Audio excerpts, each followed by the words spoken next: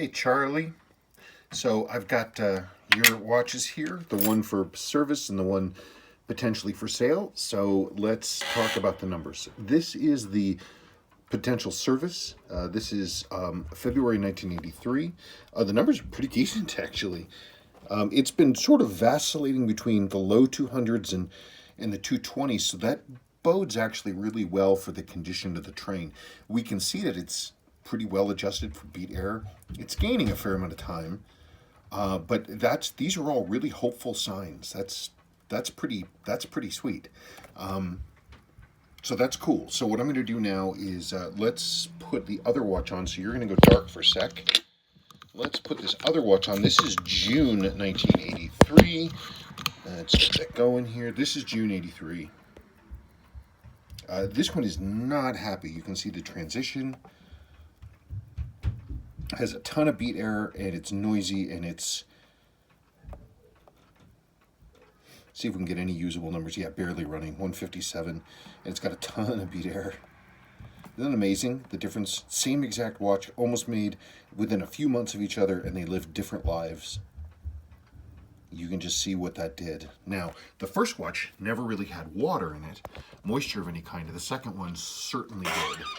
So, okay, so let's talk about the first one. This is potential service. This is this is February 1983. Looks pretty bright and clean. We did get some moisture in here. You can see we've got some loss and some pitting here on the winding weight.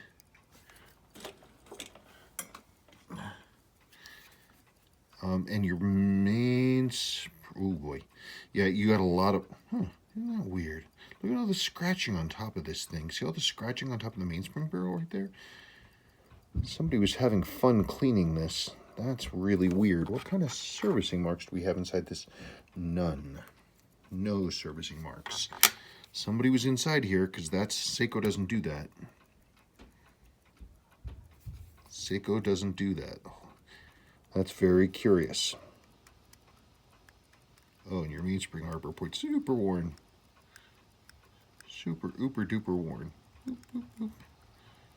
Crazy. Super worn. And it's had a little bit of moisture inside for sure. Your case back seal is completely flattened. It's an original watch, but somebody clearly did something to it at a certain point. I'm not quite sure what. But cosmetically, it's pretty decent.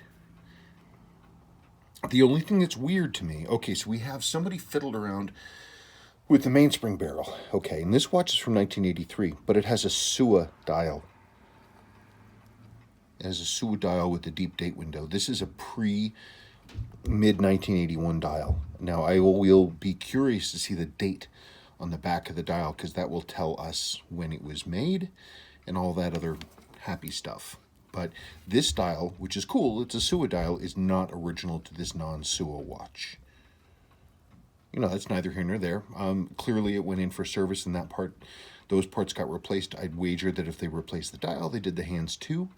It's had a little bit of moisture inside. You can see that this is like the loom in this sweep hand here is kind of dipped down, sucked down. It just got kind of soft. That happens. But I think it's a good watch to check out. I'm in favor of it. Now, you're thinking about potentially selling this one. You can see this one has got the mainspring, lower mainspring arbor port is jacked on this one too, but at least it's not scratched up. Let's see here. Yeah, you can see, if you look at this screw right here, you can see, I can even hear it clicking. Yeah, I mean, the lower mainspring arbor port's destroyed on this one too. So it's going to need serious love. This one is bad enough that we might even need the upper jewel too. I mean, the movement doesn't look bad. I mean, the metal's pretty bright. It's obviously running. It's not real happy, but it's barely running, but I've seen worse. So let's look at the front. This one has definitely had moisture inside. You can see that the hand loom is destroyed, basically. It's rare to see this dark gray like this, but it's not real attractive. But the metal's pretty hazy. I don't know, it might be okay with a reloom on this.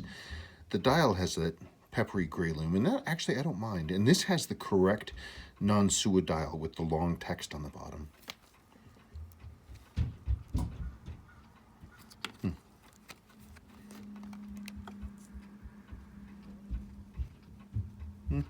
Your cannon pinion and center wheel are, they're gripping, but they could be stronger. They're pretty worn. Yeah.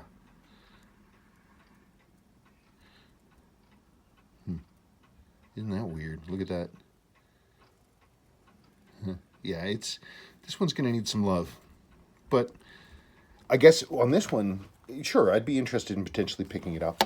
Depending on what you need to get for it, you give me those numbers, and we could always put, if we can come to an agreement, put money on this towards this. Just an idea. But you let me know. Very interesting watch. I'm excited about seeing the inside of that, seeing the backside of this dial so I can see the date on it. Okay, you let me know. Okay, thank you.